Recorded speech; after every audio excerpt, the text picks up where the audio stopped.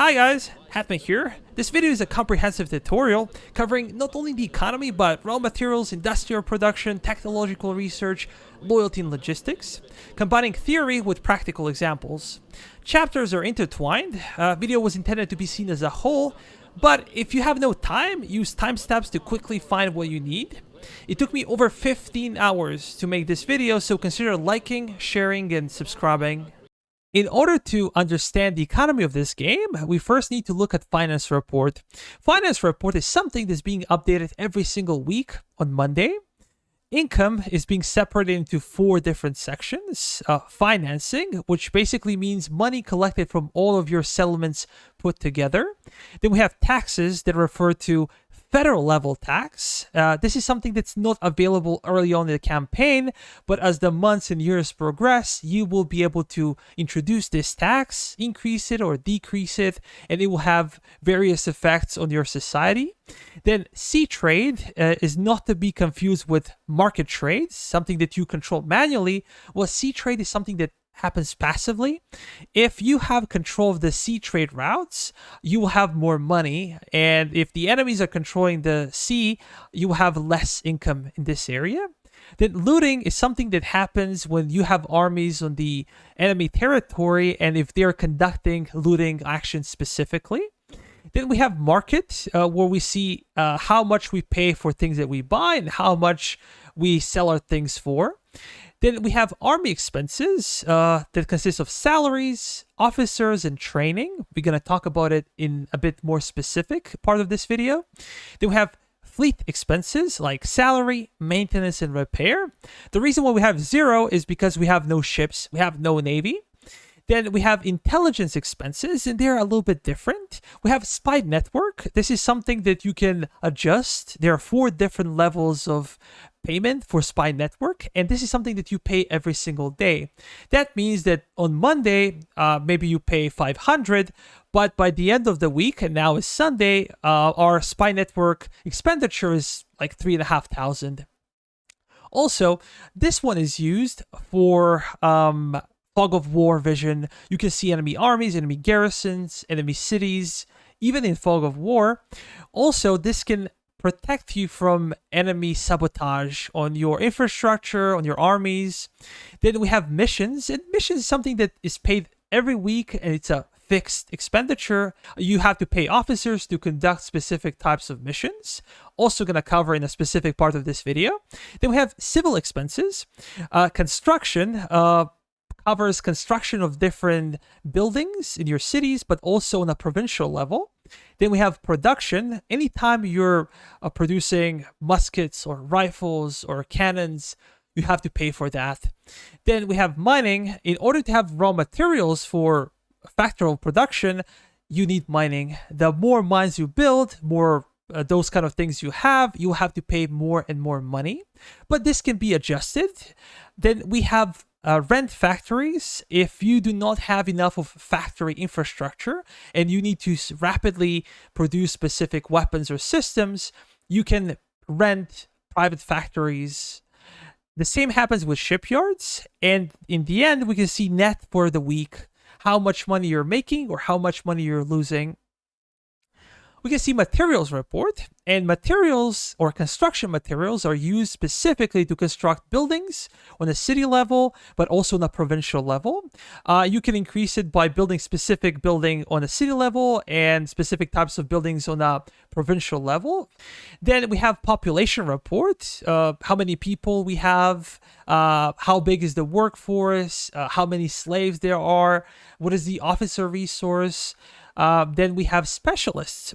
Specialists are used in 2 separate occasions. One is to construct pretty much every single building on the city level. They're used in construction as, experts. They're also used for running these types of buildings. This is your middle class, but they are also necessary as low-ranking officers in your armies. So specialists are very, very important, especially early on in the game. Then we have army report, which tells you how many regiments you have and how many regiments available, as well as fleet, how many ships you have and how many ships you have available. Click on the settlement to observe loyalty. loyalty is spread between two factions, American and British. If the loyalty is below 50%, you need to garrison the settlement to prevent it from joining the enemy side. You won't be able to recruit new regiments, and number of new recruits will be lower. Loyalty is updated every week. Loyalty is lost due to federal taxes. Higher the taxes, higher the penalty. If a regiment is recruited in a settlement and then takes heavy casualties, loyalty will drop. So make sure to recruit your regiments in different settlements. Loyalty will increase as your regiments get promoted or by constructing specific buildings. Tax debuffs and construction building buffs affect the entire region, while the regimental losses or promotions affect only the settlement where the regiment was recruited. We can see a comparison between Hartford at the start of the campaign and Hartford now, 2 years later. As we can see that loyalty is only 10%, that we have about 3,000 workforce, and we have only one construction point. Well, why is this the case? Well, it's because we use Hartford as a recruitment center and replenishment center for pretty much all of our armies. Do not do that. As our armies took losses fighting everywhere around the map, we took more and more debuffs from losses, and now Hartford is basically a shell of a city with only minuscule population and very low construction points. So do not play as I did. Make smarter decisions, spread the burden of recruitment to different regions, and you're gonna do better. Workforce refers to a region's population. The higher the workforce, the lower the construction time of buildings will be, as well as higher the number of recruits in specific settlement. Then we can observe troops camping capacity. In this case, it's 5,500, but if your garrison goes above this number, the number will turn red and your troops will start attritioning. We can also see ammo that is used by the garrison to fight off the enemy and provisions that are necessary for supplying the garrison. We're early on in the campaign, and British still control Boston. We have two settlements in Massachusetts. This would be Leicester and Middleborough.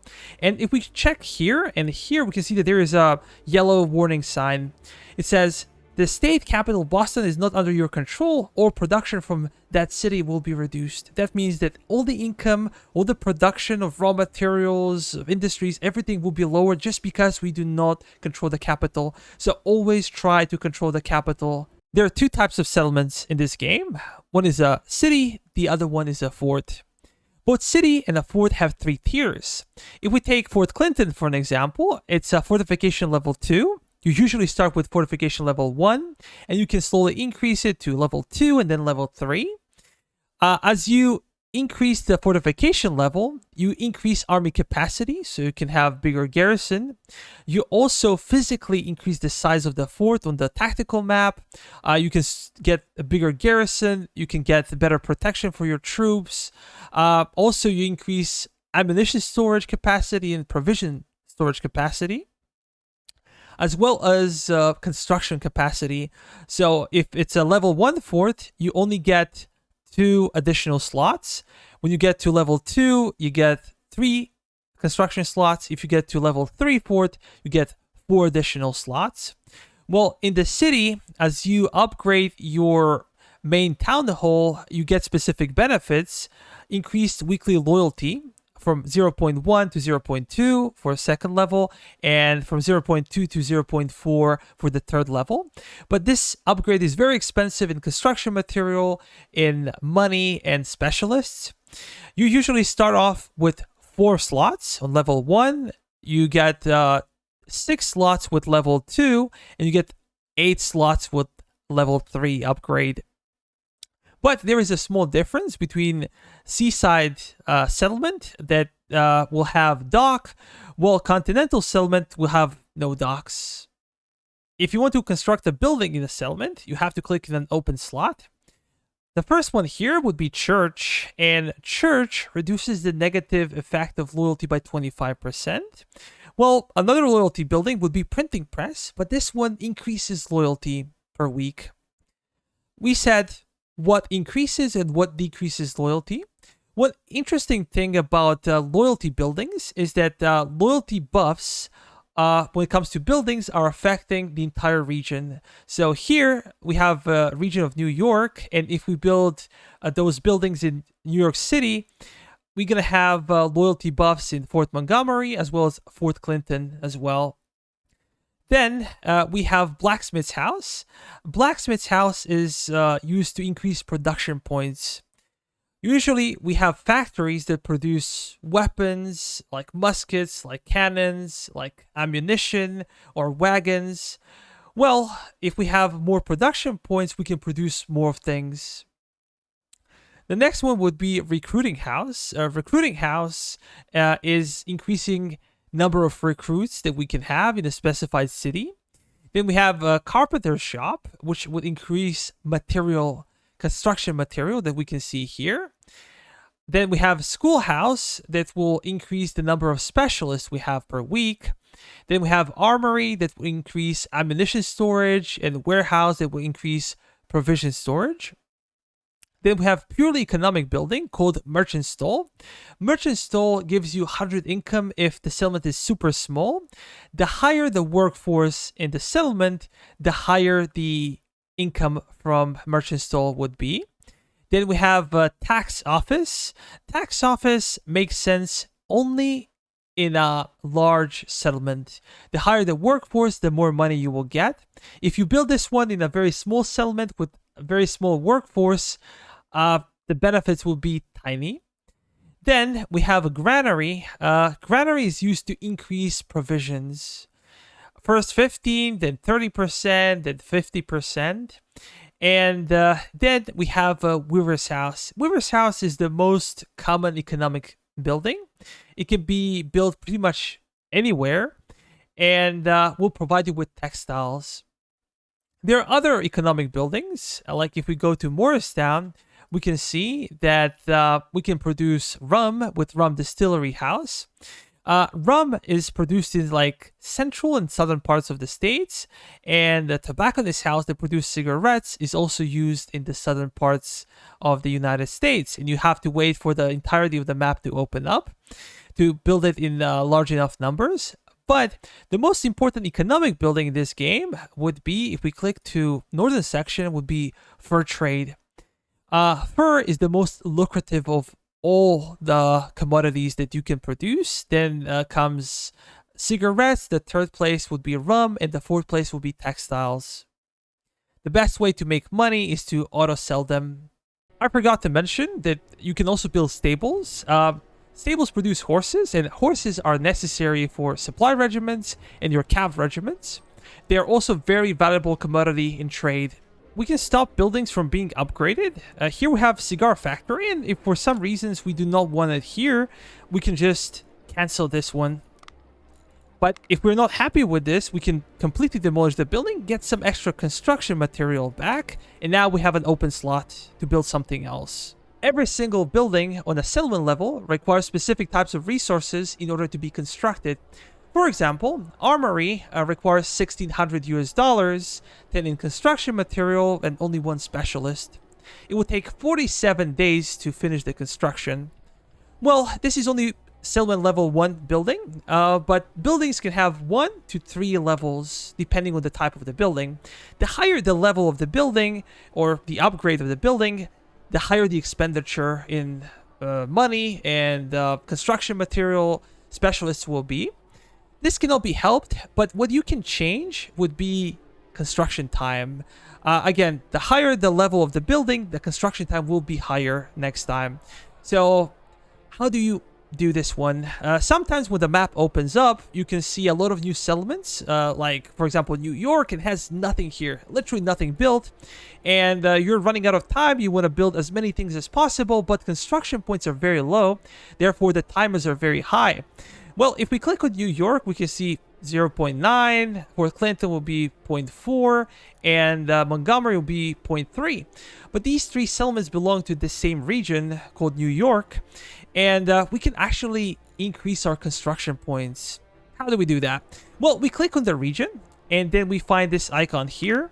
Then we go to construction option, and then we click here to select a high ranking officer. Normal construction point buff would be 2 points. So if we find a character that's kind of low in stats, like let's take this guy for an example, construction points will actually be lower. It's 154.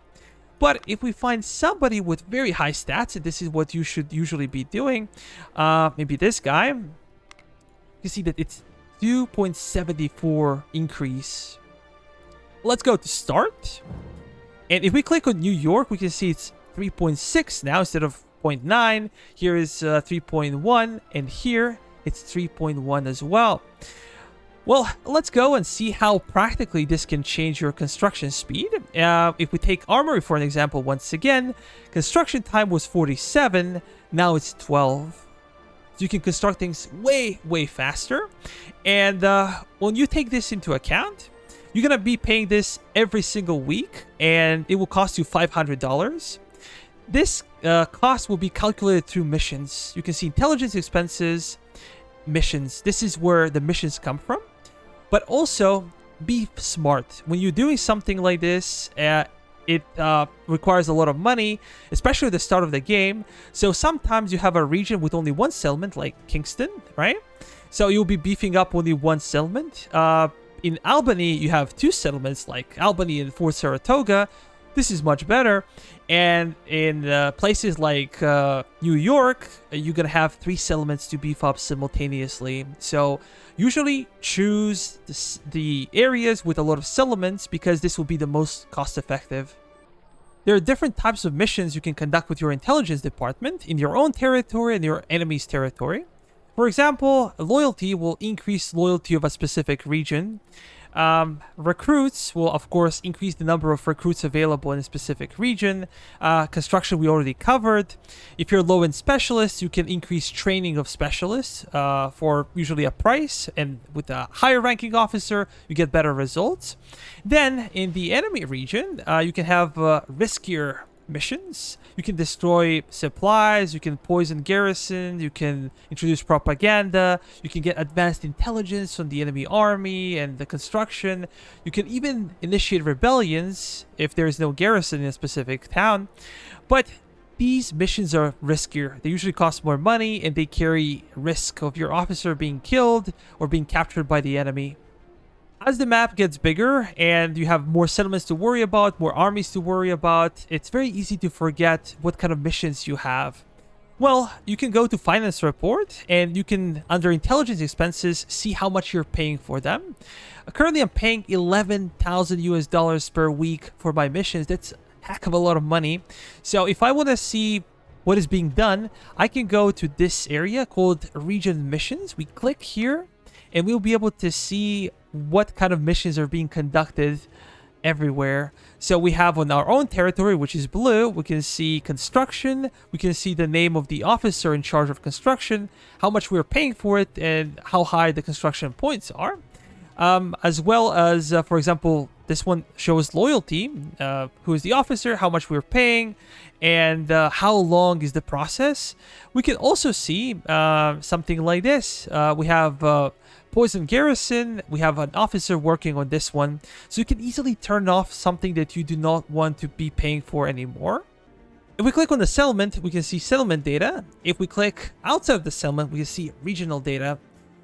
First one is workforce and recruits, something that we are familiar with, but then we can see income that is being acquired in this specific region.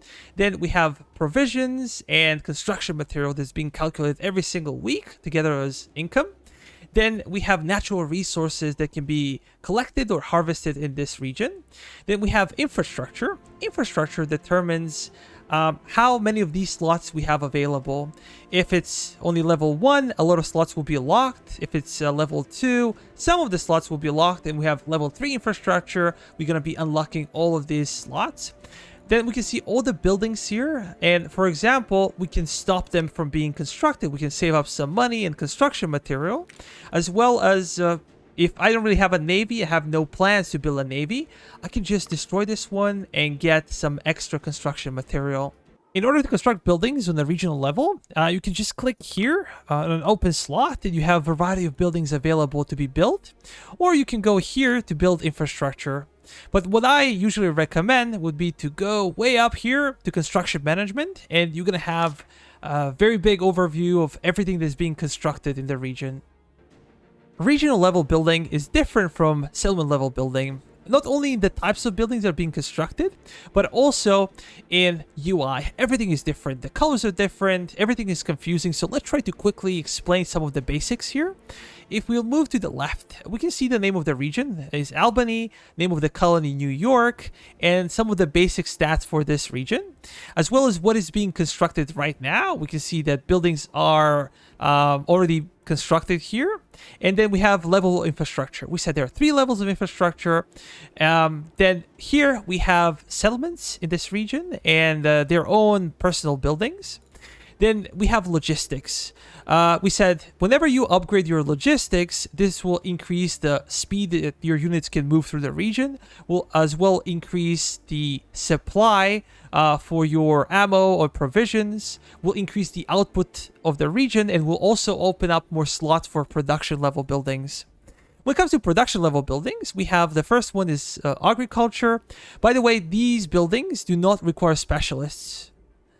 They only require money and construction material. Agriculture is necessary for provisions. The more agriculture infrastructure you have, the more provisions you will have. Then we have production facilities. Basically, these are factories. The more factories you have, the faster you'll be able to produce your muskets or cannons. The same is with the shipbuilding. Just this refers to constructing ships. Then we have mining. Mining will help you extract natural resources from specific regions. This will increase the price, of course. We said that you have to pay for mining, and also you're gonna get some extra material. Then we have military construction. Military construction will allow you to increase the number of available regiments. Different colors mean different things. For example, red color means that there are no available slots. Yellow color means that building is under construction and there are available slots. Well, the green color means that there are available slots and nothing is being constructed. So, for example, in Boston, we need more provisions. We're just going to click here, select the type of production building we need, and just click on it. Then we have the red ones. It says like 3 out of 3 or 4 out of 4. Well, how do we change this? How do we increase the capacity? The answer is with logistics. So if we click here, we can see that this one is yellow. That means that nothing is being built here. So we're going to click. We're going to spend money on logistics. And when this construction is done, this number will increase. Then we have additional data. We have this icon, and then we have mining icon on this side. That means that there are buildings that are already built in this region. And below the bar, there are some other types of things. These are basically raw materials. We have wood, we have iron, we have coal here. We have like agriculture. We have coal, we have saltpeter. There are a lot of stuff left and right, and that means that specific region is suitable for production of specific resource. So we should be building our agricultural facilities in regions that are suited for this, and we should be building mines in regions that have a lot of iron, a lot of coal, a lot of wood, a lot of copper. This will help us increase our output. Now that we have learned how to do construction on both settlement level and regional level, it's time to talk about when and what to build. Well, we went back in time and we can see early on in the campaign, the British are still controlling Boston. We have only a couple of settlements here. You're gonna struggle quite a bit with money, maybe not right away, but very soon. Then the biggest issue would be materials and specialists. Materials are never enough early on because you have to build everything from scratch, and specialists are very difficult to come by because A, you need to recruit your armies, and B, whenever you fight the enemy, you're gonna need to replenish your armies, and this is why you require a lot of specialists early on. Well, the first building that I believe you should be building always in every settlement early on should be carpenter shop.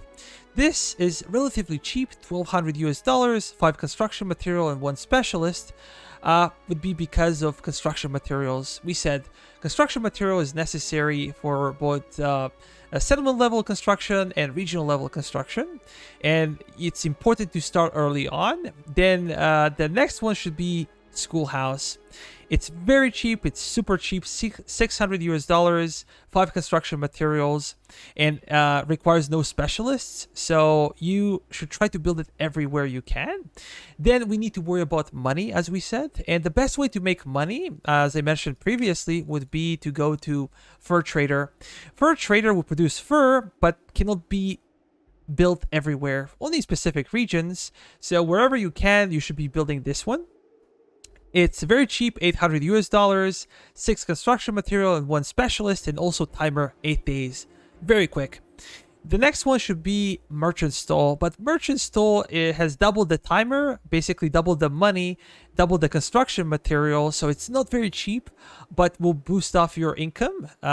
Then you can switch to weaver's house. They produce textiles, and textiles are not that lucrative as fur, but can still help you out quite a bit. Another noticeable mention should be this one. If you go to Hartford, you should be building recruiting house. This is part of your mission, but Hartford is the most populous city in New England, and you should be recruiting from this region. So this can help you quite a bit early on in the game. It's also relatively cheap, and you get some rewards when you complete it. Then we can talk about churches and printing presses. These buildings increase loyalty, and New England is very American friendly. It's loyal to you, and you don't have to worry about it for quite some time. Then blacksmith's house will increase your production points, and production is necessary because you start off without any type of production. You have to pay for the factories, but it's also very expensive. It takes time to construct, $2,000, 8 construction material, so it's very difficult to justify the price early on. Maybe in the middle of your campaign would be good investment. The same applies to stables, and you cannot really have any kind of cavalry regiments until New York campaign, so it will take quite some time. Do not waste your resources early on stables. Then we have armory and warehouse. Again, these are very expensive, both in construction material and financially speaking, but they are necessary. You should be building them in settlements when you're planning to keep a lot of men with a high number of garrison troops, but also in places where you're going to recruit, like Boston or Hartford. It's ideal to have both because both provisions and ammo is necessary for new troops or maintenance of the already existing troops. You can go for a granary as well, but this is more of a mid to late game investment as you have more money, you have more construction material, you can actually afford to build granaries that will increase your provisions. When it comes to regional level construction, you should avoid building anything early on in the campaign with the exception of this mission because you get some reputation, but otherwise avoid it by all costs. Why? Well, let's just see factory or production facility. It costs 40 construction material, and if we go back and we look at this one, for example, you can get 8 carpenter shops or 8 schoolhouses for the same price of a single factory. That's insane. Early on, that's insane, and you cannot be buying any type of construction material. It has to come from your own domestic production, so something to keep in mind. And as your campaign is developing, as you have more resources, you can allow to invest into regional infrastructure. You can be allowed to invest into churches and printing presses, into blacksmiths' houses. But early on, this is what you should be following. If we click on colonies management, we can see the list of all 13 colonies in the game. And for example, we take New York. New York Colony has the capital of New York City, and this blue and red color would be loyalty in the colony. Of course, blue is American, red is British. We have the workforce in the entire colony, and we have the number of regions. Here we have green and red. Green means that these regions belong to us, and red means that they belong to the enemy. Then we have money that is being collected. We have 3,500 in funding. We have 500 in taxes. But we also have mining expenses. There are 1,700, which is quite a lot. But here, you have the ability to lower down your mining rate. And this will make you pay less or even turn it off. But this is actually pretty bad. What you get from mining is actually this one. Iron, then copper, wood, and even construction material. So you turning this off will save you 1,700, but will cost you way more money in raw materials and construction material. So if you're short on money, I just recommend you selling a bunch of extra stuff that you have. Then we can see factory points, we can see shipyard points, we can see construction points. And these ones are very high just because we have a lot of officers beefing up the construction points. We have army points in here, and we also have different types of doctrines. So if you click here, you can choose no doctrine, and basically nothing will change. But you can go to construction doctrine to increase construction points. But this does not refer to settlements themselves. This refers to regional construction. So if we're building mines, if we're building infrastructure on a regional level, this will increase the speed, but of course you have to pay every week. Then we have mining. This will beef up your mining production of raw materials. The problem is that you have to pay a lot of money. Then we have increase in production for factories or for shipyards. We have propaganda. This will increase loyalty across the entire colony, but as you can see, it's super duper expensive, something that I do not recommend. Then something that's very, very useful will be provision. This will increase number of provisions per week, and this can help you out significantly because you're gonna struggle quite a bit first couple of winters with the lack of provisions. Then we have recruiting. You can make recruiting higher in your colony by paying this one. I would usually recommend going for 2 doctrines. Mining if you're short on raw materials, and I would definitely recommend provisions because provisions are very difficult to obtain early on in the game. First couple of winters, as I said, are very difficult to survive. And then we also have manual, or we can use automatic development by AI, but I don't really recommend this one. I believe it's just better to do it manually. The government structure actually showcases the percentage of institutions completed by the US government. Remember, these were just the colonies ruled by the British, and you start off with very low percentage, and after some time you slowly build up government structure. At a specific rate, you will be able to introduce taxation. These are federal taxes that I talked about before, and if we go here, we can convene the Economic Committee to propose financial policy changes. They ask us to confirm, and we go yes. So we can see here that there are a couple of options. One is to increase taxes by 1%, and this will cost us 20 reputation points. We're going to talk about reputation a bit later. That's quite a lot. Here we can cut taxes by 1. This will cost us 5 reputation points. Or if we are happy, we can go with this one. If we check finance report, we can observe that taxes only contribute to a very small portion of our overall income. And you can say, okay, you have only 1% tax. What do you expect? If you increase it to 2 or 3%, you can double or triple your tax income. And this is right. But guys, remember, it's not only about reputation cost, but it also costs you if you're not prepared. I mean loyalty. Loyalty will be a major issue.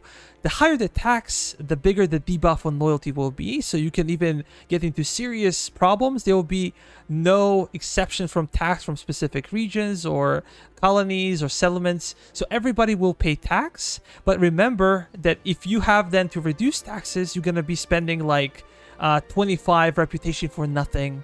So be very strategic. Think when you increase taxes, be very careful.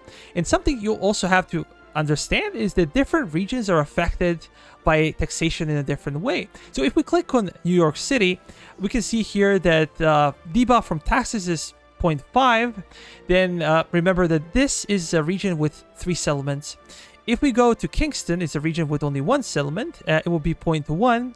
And Albany is a region with 2 settlements, has 0.2. So far, so good. But if we go to Eastern Pennsylvania, we can observe that it's 0.3. I do not really understand why there are some differences between regions with 2 settlements, point 2 and point 3, but it suffices to say that if a region has more settlements, tax debuffs will be higher, so keep that in mind. We'll click on foreign relations. The first thing to see here would be bar. This bar actually showcases campaign progression. If this bar is bigger on your side, that means that you're winning. If this bar is bigger on the British side, that practically means you're losing the campaign. We can see the British army is very weak, but they have a huge navy, and we have victory points. How do you increase your victory points? Well, you do that by killing enemy soldiers, destroying their armies, destroying their ships, and capturing their settlements and colonies. Then below, we can actually see a bunch of nations here. The first one is United Colonies, your own faction, and they have 3 Western-style factions like France, Spanish Empire, and British Empire. Below that, we can see a bunch of native tribes. And if we look to the right, we can see tensions. In this game, foreign relations are not held by treaties or by declaring war or seeking for peace. Well, it's all about tension. If the tension is high, that's actually bad. That means that relationships are not really friendly. If the tension is low, that means that, yes, relationships are friendly. Why is it important to keep your tension low with pretty much everybody here, with the exception of British? Well, it's because you can get some benefits. Later in the campaign, if you're really, really good relationship with France or Spain, you can get a strategic ally, and they will be sending you troops over time. You're gonna get some financial help. You're gonna help in munitions or cannons. So it's very important to keep your relationships with these nations in a really good position. Sometimes you can even get into war with them, so be very careful. You do not need that to happen.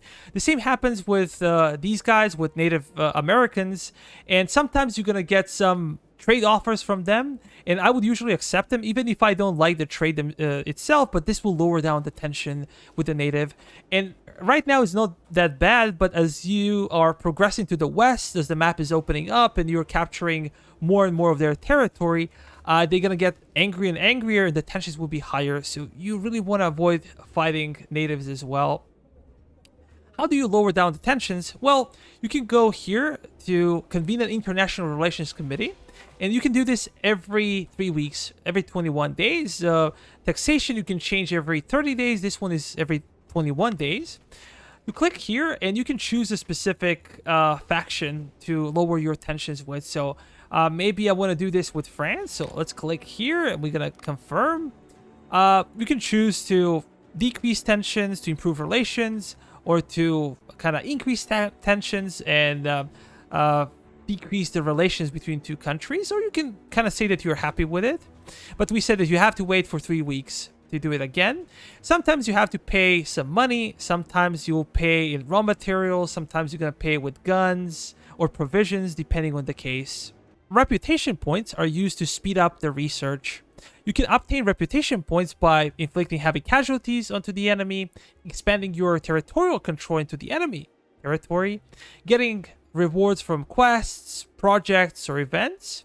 But you can also lose it by suffering heavy casualties during battles, losing territory to the enemy, or getting penalized for not completing quests if there are some specific events that can lower down your reputation. Well, you need to understand that you have to have reputation above 15. If your reputation is below, it will trigger an event that will warn you to improve your reputation. Otherwise, you will lose the campaign.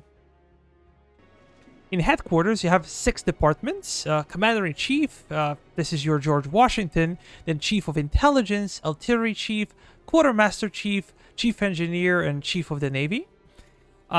Onto the left, you can see the list of generals. You can have max of 5. Currently, we have only 3 generals available.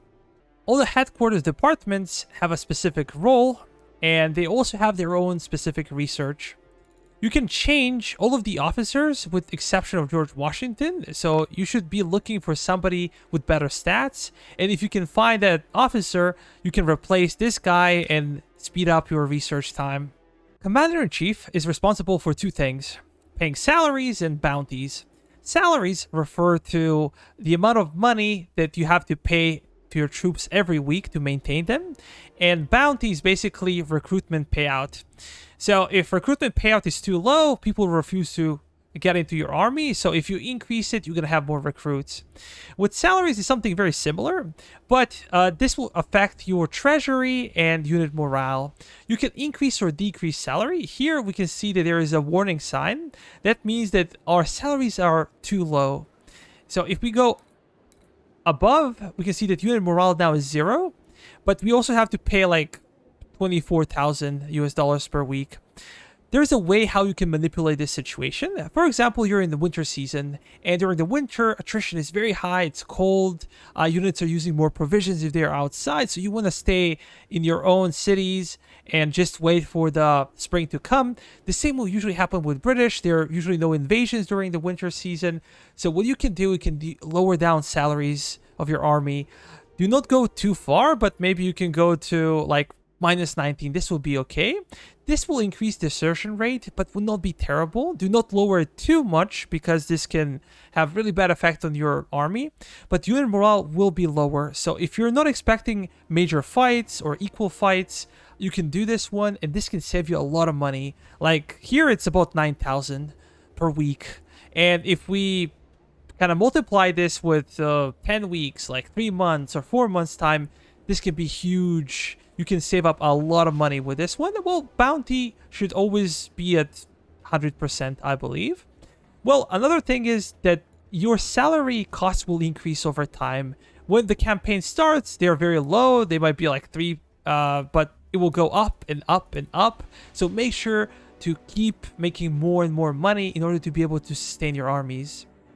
Another tip would be not to convert all of your armies to Fusiliers. The bulk of your troops will be militia, but if you convert them all to Fusilier units, you're gonna pay a heck of a lot of money, and there's no way you can supply them with everything they need. So bulk of your army, even in the later stage of your campaign, will be militia, while the army that's about to do proper fighting should be more of a Fusilier regular troops. This is Commanders-in-Chief Research Tree, and you guys need to keep in mind that the first things on the list here are very easy to research. They take less time. When you go down the tree, it gets longer and longer to research them. Well, we have this out of the way. Let's talk a little bit about what not to research. In my opinion, this side of the tree is useless for pretty much every department, but in particular for Commander-in-Chief. Why? Well, you can get some faster research. In order to justify this, you need to start immediately from the get-go. And the problem is that you're really struggling to survive early on, especially with Commander-in-Chief. You're going to spend a lot of reputation points to get ahead, to keep your head above the water. And do not use this one. It's really bad. Then let's start talking about what to research. Of course, you have to start with Army Innovation 1. Then you have an option to go for either Continental Army, that you're going to get some Fusilier units, or you can go for Army Innovation 2 and get Benedict Arnold, Second General.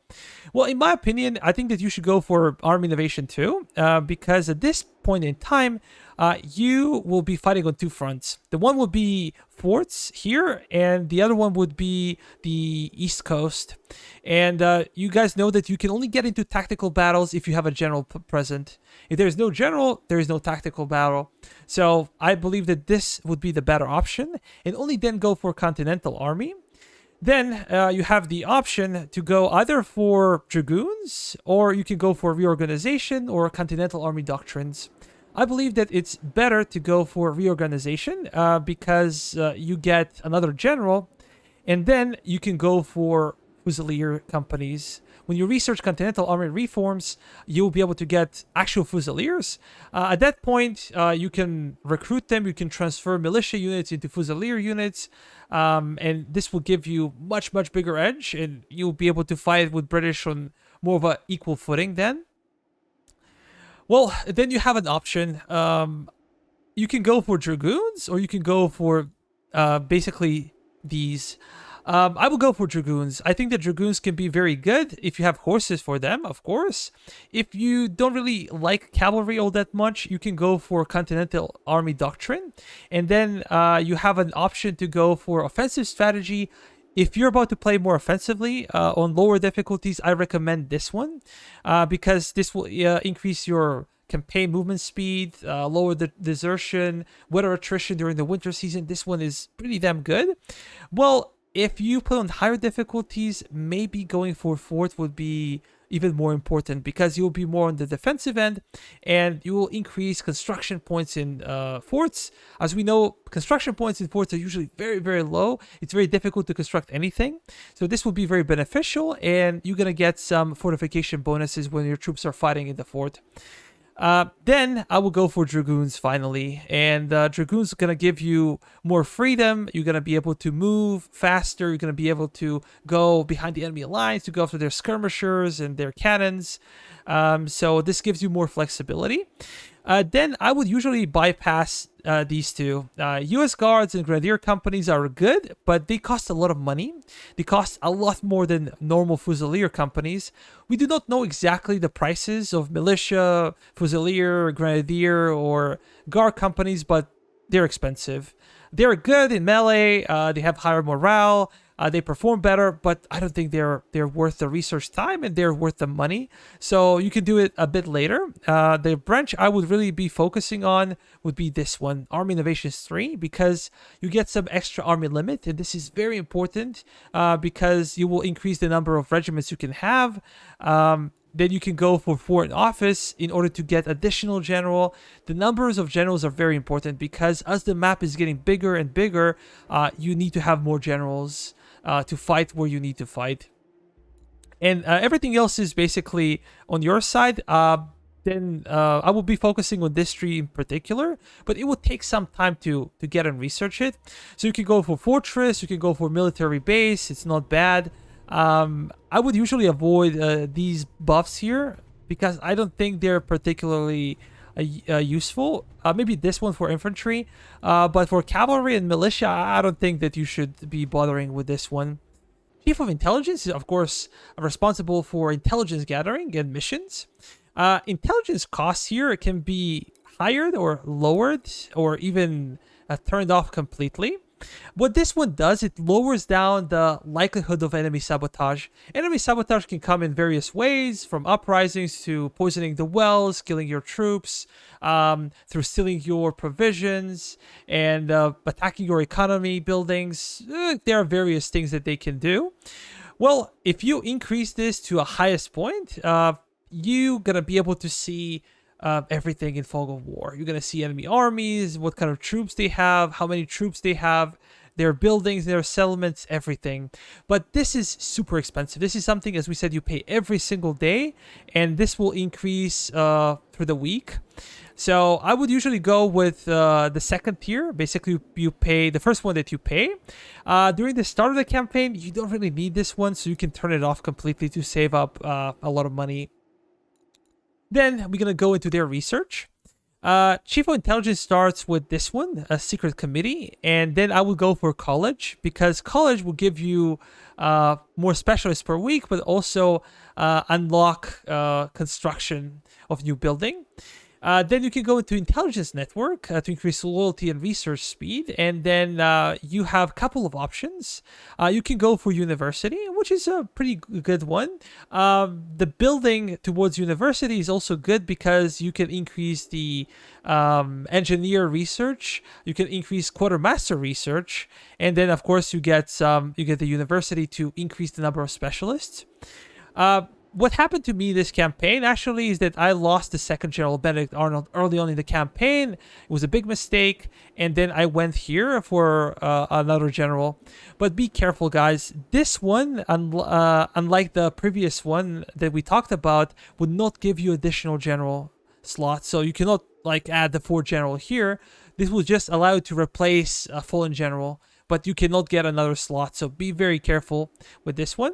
I would also encourage you to go down this tree because I think it's really useful, has no side effects. Then, if you go to intelligence strategies, this one can be very beneficial because you can research newspaper upgrade and you can go to cathedral. So this will increase loyalty and you can increase taxes, therefore. These two trees are okay-ish, but the problem is they have a lot of debuffs, so I would usually avoid them.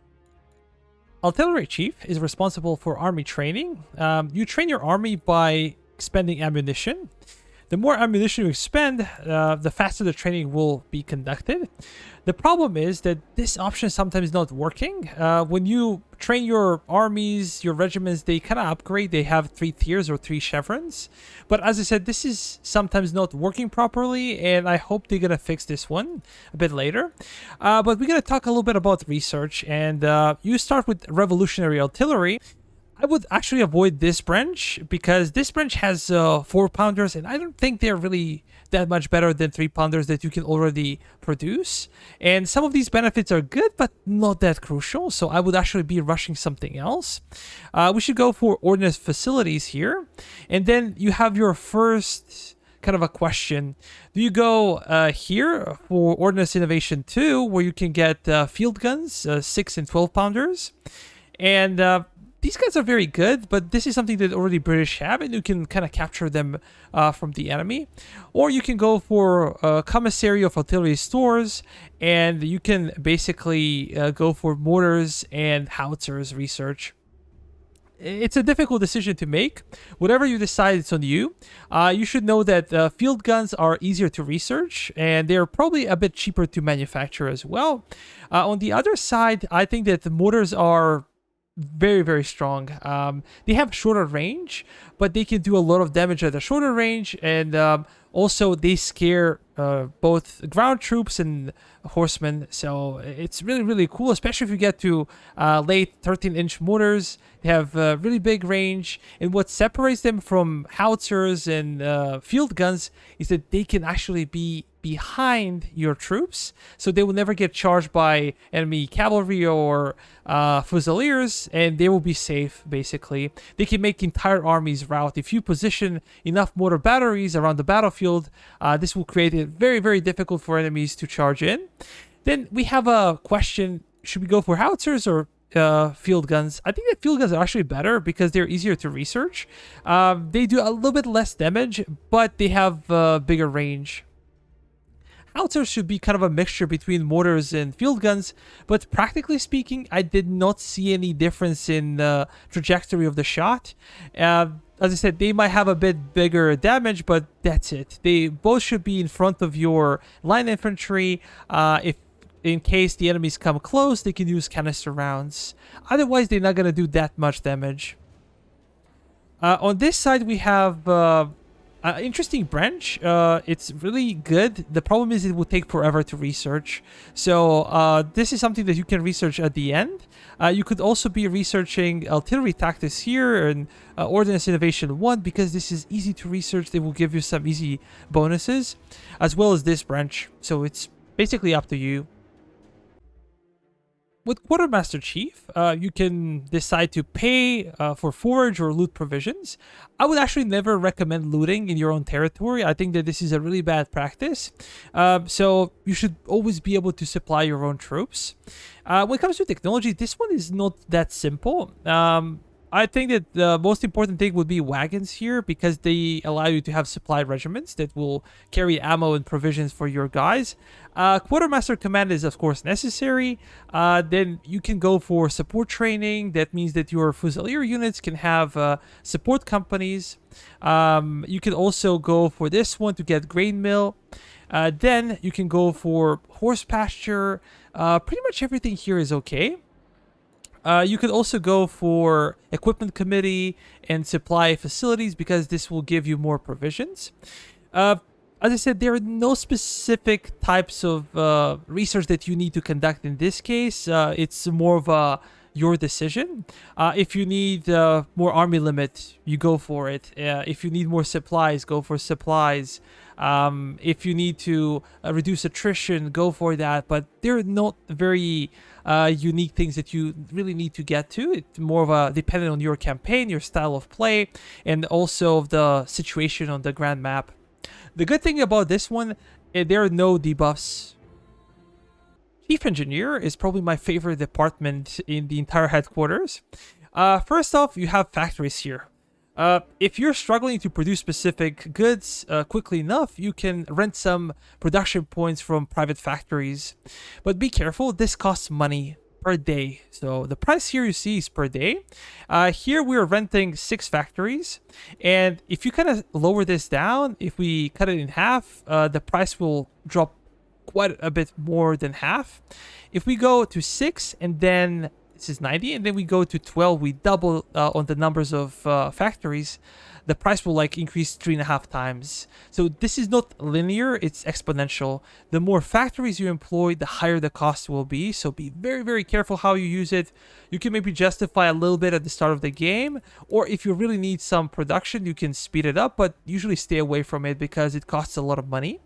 Let's talk a little bit about the technological part of this department. Of course, you have to start with this one, and then I would speed rush improved infrastructure, because you're gonna get lumber mill, and we said that lumber mill is necessary for production of construction materials. You're gonna struggle quite a bit early on, and what you need to do for every single one, like engineers of the revolution, skilled craftsmen, improved infrastructure, you should speed rush them using your reputation points to get this as quickly as possible. Then you should go into qualified engineers. This one will give you increased production of commodities like fur, rum, and tobacconist from 1 to 2.5. This is a huge buff in economic terms.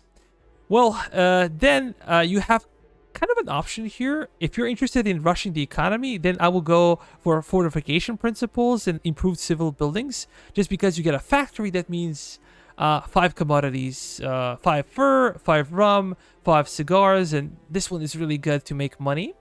But if you're more interested in military potential, you have 2 routes. From here, you can go to military engineers, or from here, you can go to U.S. State muskets. There is a difference. Here, you can choose domestically produced muskets, and here, with extra step, you can go into foreign muskets. Foreign muskets are better, a little bit better than U.S. State muskets, but they have more possibilities. With U.S. State muskets, I don't really like this one. I think it's kind of bad, but it's easy to research. And Virginia 76 is actually really good musket. You can make some money on it. It's very strong. It's almost as good as British Brown Bess 69. The problem is that, as we said, it's dead end on this side. But here, we can go and can research this one. And I actually suggest you do this one because you can get British Brown Besses. You can get on the equal foot with the British. And you can also get Short Brown Bess 69. These are your cavalry guns. These are muskets that your cavalry would use. And then you have the option to go for Spanish 55s or Charleville. These are French muskets. Charleville is probably the best line infantry musket in the game. Then Spanish 55 would be the second. Brown Bess would be the third. But there are no major differences between these 3. Actually, I would say between these 4 with Virginia 76. Well, why should you go for this one? Because at some point in time, you will be asked about alliance between Spanish and French. I would usually go for Spanish because you will get some extra troops. They're gonna pay for the troops. They're gonna send you some mercenaries to fight for you. And all of these things are great. You can use them for free. But the problem is when they fight and they die, they lose men, you'll not be able to replenish those regiments because you need Spanish 55s. You cannot change their weapons. And I would rather go with Spanish as my allies because it's easier to research Spanish musket than to research French. But after Brown Bess 69s, I think I will stop here and I will go for Hunter Rifle. Hunter Rifle is used for skirmishers. If you're gonna get skirmishers, you also need a Hunter Rifle. Then you can go for Dragoon Carbine 57.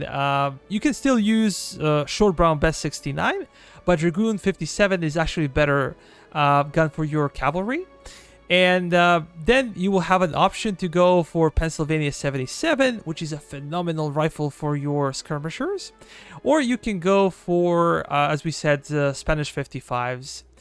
Everything else is optional. Like, I would primarily focus on my economy, and then I would focus on guns, and then you can focus on additional buffs. But I hope I gave you some insights into what to think about, what to look for when it comes to this type of research. Chief of Navy can run shipyards, but I will usually advise against it. The same as with the Chief Engineer. If we talk about technologies here, I would say that I'm not a big fan of naval combat in general in any type of game, so I'm not really good, and I'm not gonna give you a lot of good information in this one, but I can do my best. So I believe that if you're interested in economy, and this is primarily economic tutorial, you should be going for dry dock, and then you should be going for weaver shop with light warships. Then you can go for textile mill, because this will allow you to have 5 textiles per building. This is when it comes to economy, but if you're interested in a specific type of ships, then I guess you should go for shipyard. You will be able to research some frigates. Maybe then you can go to heavy frigates, and you can go to heavy cannons as well. It's on you. This is the beginning of our campaign. We only took Providence and Newport. And now, for the first time, we can actually enter headquarters. We have George Washington as Commander-in-Chief, and now is the time to kind of start with the project. So we can actually go here and start Army Innovation 1, but this is actually a bad idea. Why? Because we did not unlock other departments, and we have an offer to unlock them with Global Projects Pool. We have an option between the Quartermaster Department, Engineering Department, and Morgan's Rifles. Well, Morgan's Rifles are not a bad unit, and you should research them a bit later, but for now on, we're gonna go for Engineering Department. We're gonna click here, and we're gonna assign it to the Commander-in-Chief, and it will take 10 turns to complete, but we're gonna spend Reputation right now. Well, why should we spend Reputation? It's because other departments are not unlocked, and the sooner we unlock them, the sooner we can start researching them. If you don't unlock them, maybe by the time you get to Chief Engineer or Artillery Chief, it would take like 20-something turns, 30 turns, and you will not be able to start your research there, and you're going to be way, way behind the schedule. So always start with this one. Why should you go Engineering Department? Well, because it will start production option as well as construction options here. So let's speed it up until the next day. Go here, and we can see that now it's offering another project. So we have an option between Artillery Department and Quartermaster Department. I think you should actually go for Quartermaster. Let's click there, and again, we're going to spend Reputation. It's 66 now. And before we click to the project tree, we can actually go here. You can see that there's a small warning sign that says no officer assigned. We're going to click here, but nothing's going to happen. We do not have a timer here, so we have to go and find an officer. Jay Richardson is a good character as any, and now we have an option to start with factories. So you should never do this, by the way. I'm just showcasing you. So you can go to production, and let's say that we need maybe cannons, as many cannons as we humanly can. Let's go back to headquarters. So we are researching this one. The next turn, the next day, it will be done. But now we unlock construction. So what we learned previously, let's go with Carpenter Shop. This is what I usually recommend. So we're going to click everywhere real quick.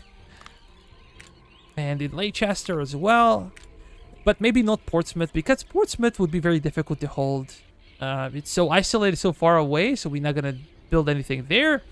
And because here, for example, we have very slow construction. It's 1.6 in this region. So we're going to assign an officer. For example, Quartermaster Department is here. We're going to stop. Let us go here. Now we have an option for Artillery Department, and we're going to do exactly the same thing. Spend Reputation, get Artillery Department as soon as possible. And now we're going to assign an officer, like somebody like this, and we're going to have to research wagons. We said that this one is the best to start off. Let's continue. Now here, we can actually start with Army Innovation. And we're going to look for Artillery Chief. We're going to assign this one. And here we're going to get into Revolutionary Artillery. After a few days, we can see that now, because we are out of officers, we have an option in the global pool to recruit additional officers. This will be 3 officers with basic skills. So we're going to click here, and we're going to replace the project, again, we're going to spend reputation because we do need officers. We need high-ranking officers in order to get more troops. If we try to assign militia, there is nobody here.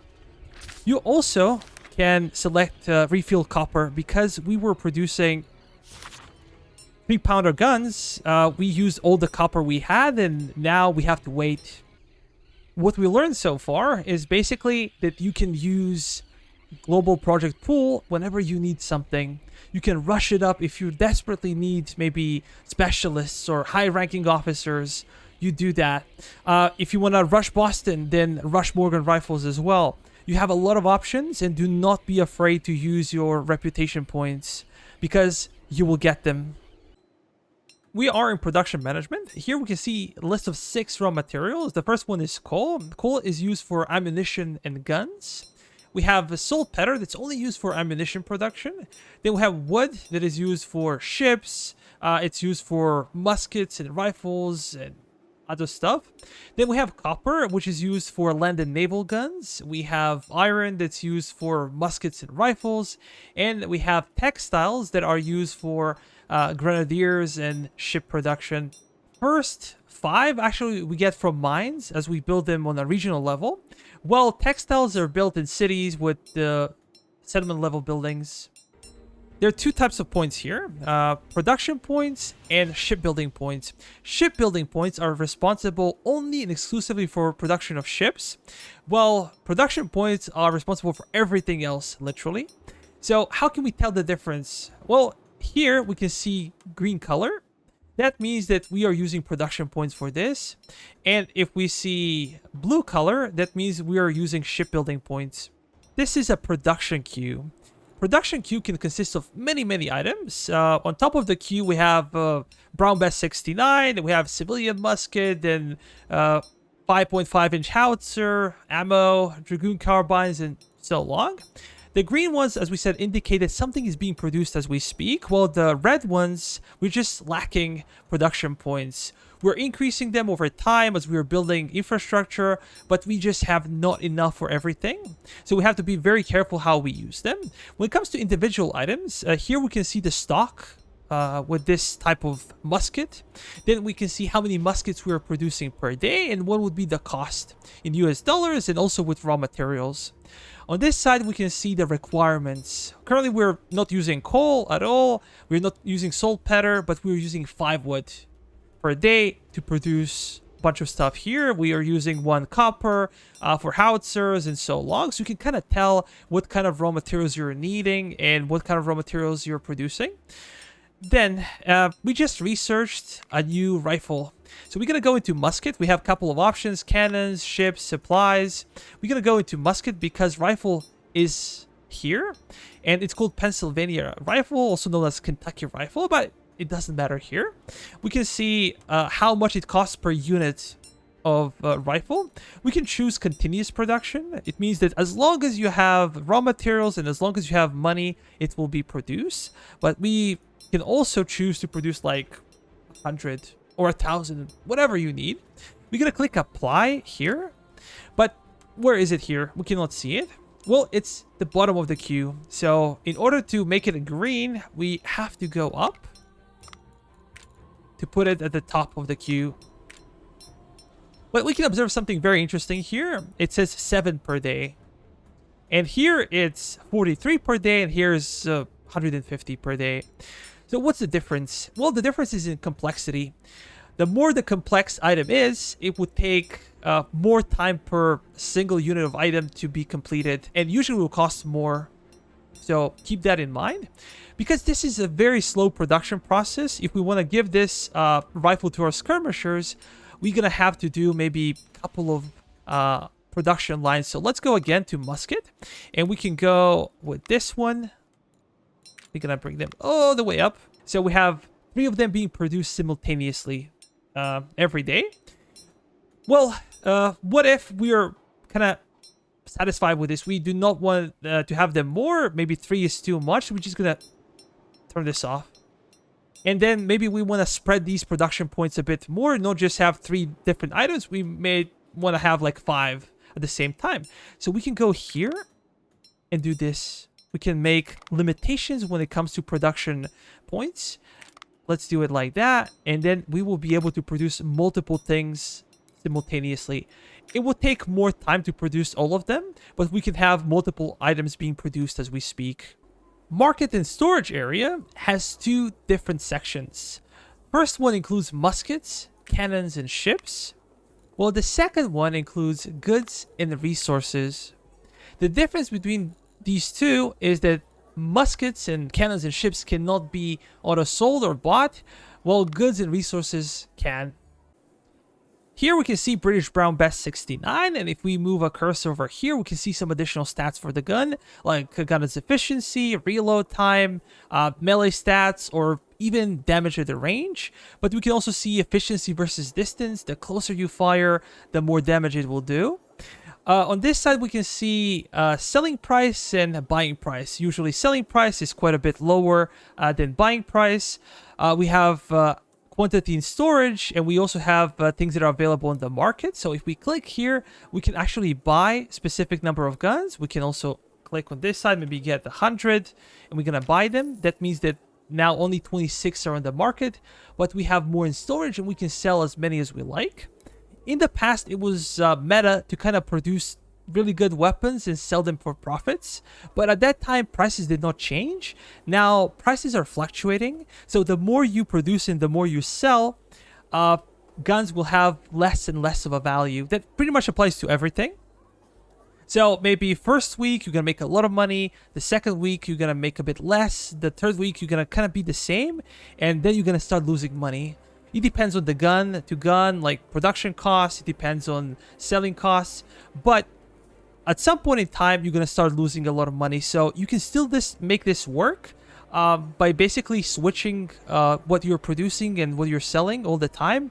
But you have to be very careful not to start losing money. If you forget, you can lose so much money and so many resources. On the other side, the best way to actually make money would be selling goods. And we're just going to check some of these. Like first, we are making currently 41,000 US dollars per week. With textiles, about 9,000. With rum, 3,500. But we don't really have a lot of rum produced right now. The same is with cigarettes. We're making 3,000, but we do not have large production. As the southern colonies would open up, you're gonna have more chances to produce cigarettes and rum. When it comes to ammunition, I think it's still viable to produce and sell for a very long time. Well, provisions should never be sold because they're very difficult to obtain, and also they're very cheap to sell. You cannot buy them. The same is with wagons. Wagons are actually very expensive to produce, and they're kind of cheap to sell. So do not sell wagons. Only produce them for your own usage. Then we have resources. They're kind of sketchy in a sense that you use them for productions to have enough in the stockpile, as well as sometimes they're necessary for trade and lowering down tensions with your neighbors. So you can sell them, but maybe if you have like 100, 150, or even 200 at a time. How do we auto sell something? Well, we can. We're already auto selling pretty much everything with exception of horses, and I would actually never sell horses. I think that they are too valuable and very difficult to get. So do not sell horses. They're very expensive, but they're not worth it. So what you can do, for example, if we have way too many horses, we could maybe click auto sell, and we're gonna move this line to maybe until we have 500 in storage. And now you can click sell. And you're going to be selling every time you have more than 507 in storage. You're going to be selling extra for profits. This is the best way to make money. First with goods, and then additionally with resources. The more mining you have, the more resources you're going to get. And the more constructions you do with these buildings, the more goods you're going to have, and more profits you're going to make. Finally, let's do some math. Let's see how much income we're getting versus how much we're getting on the market. Including financing, taxes, and sea trade, we can accumulate maybe about 24,000, but because it's Monday, let's say it's by the end of the week about 30,000. We gotta give it a benefit of a doubt. If we look at the market, we can see that we are auto selling only goods and resources. We are making 60,000. That's over twice as much. it's very evident how to make money in this game, and you can add this a bit more by selling specific muskets or cannons or ships, but we said be careful. Provisions are necessary to sustain your troops throughout the year. In case your troops run out of provisions, they will easily get tired, they will attrition much faster, and they're going to lose morale. So make sure this doesn't happen. During the first 2 winters of 75 and 76, you'll be struggling quite a bit with provisions. They're going to run out very quickly. But by the time you get to winter of 77, you should be able to have more than enough supplies. Well, how do we increase our supplies? We kind of already talked about it if you've seen some other chapters when we talked about settlement and regional level construction. But we're going to do a recap here and we're going to go into more detail. So we're going to just click on a region, and here we can see a strategic resource. In this case, we have wheat. That means that this region is suitable for agriculture. But if we go to some other regions like Kingston, Kingston has no wheat here as a resource, has copper, iron, and wood. That means that this area would be suitable for mining infrastructure. And as you can see here that there are almost no provisions. We have less than 1 per week. While Hampstead, Long Island, has 13 provisions. And we have already 4 agricultural infrastructure. We can just click here and construct it. But there is something that can significantly increase our production. That will be this building, supply house. This is the 3rd level. The first level gives us 15, then 30, and then 50% provisions. So this is the way to increase provisions. And we said that provisions are seasonal in character. That means that during the summer you get the most provisions. During the winter season you get nothing. So you have to use summer months to collect more than enough provisions to last through the winter season. Sometimes you can find yourself in a bizarre situation where you have a lot of ammunition or provisions in storage, but your cities are actually lacking a lot of things. We can take an example of Fort Ticonderoga. It's lacking ammo and provisions as well. Well, why is this happening? It's because we said that provisions are not being produced equally around the regions. Some regions are producing a lot, some regions producing less to none. Similar thing happens with ammo. Usually regional capital or capital of the colony is producing a lot of ammo, but it will take time to redistribute this ammo throughout the colony, because New York is a huge colony, has 15 regions or 15 settlements. It would take forever sometimes to redistribute a lot of ammunition. So in order to prevent this, around our settlements, we need to have different types of buildings. If you want to have more provisions, then you need to construct buildings that are used for provisions, and you need to use depots for ammunition. This will allow you during the winter months to easily redistribute these provisions and ammunition where they need to go. And how is distribution done? Well, we're gonna go first here to supply network, and we can see how our settlements are connected. There are supply routes, and they are carrying, here we can see provisions and ammo that exist in specific settlements. And usually they are moved from a place that has more to a place that has less provisions. And it's being done by these small wagons here. You can see them move. Can we see any changes in Albany? Let's take a second to look. They're probably going to recharge and then going to move elsewhere because it's kind of full. Yeah, they're kind of moving away. But they're going to go to maybe Fort Saratoga or Ticonderoga, wherever they feel like ammo and provisions are needed. Then we can speed this up by going to construction management and building logistics infrastructure. If it's 1, that means that roads are really bad and they're going to move slower. If it's 2, it will be faster. If it's 3, it will be even faster. So in order to improve distribution of ammunition and provisions, you need to build infrastructure as much as possible. Supply network can sometimes help you determine where to advance. For example, when the map opens up to New York, you're usually controlling these forts around the mountains. And this usually belongs to the British. So what you can do is direct your troops to cut off the enemy here. taking Port Ontario, while leaving Fort Stanwix and Fort Herkimer and Stanford kind of isolated and with no provisions during the winter season. Usually they're heavily defended, so you can have an easier time by the time spring comes to defeat them. Another good example of this would be invasions of New York. There will be 3 invasions of New York when the map opens up, and if you're not capable of dealing with the enemy, you can put a lot of men in New York, and enemies can just camp in Hempstead. So you can wait until the winter passes and they heavily attrition, and then by the time spring comes, you'll be able to deal with them in a more successful manner. Or just abandon New York and fortify Fort Clinton and New Haven, and again cut them off from supplies. This can work like a charm.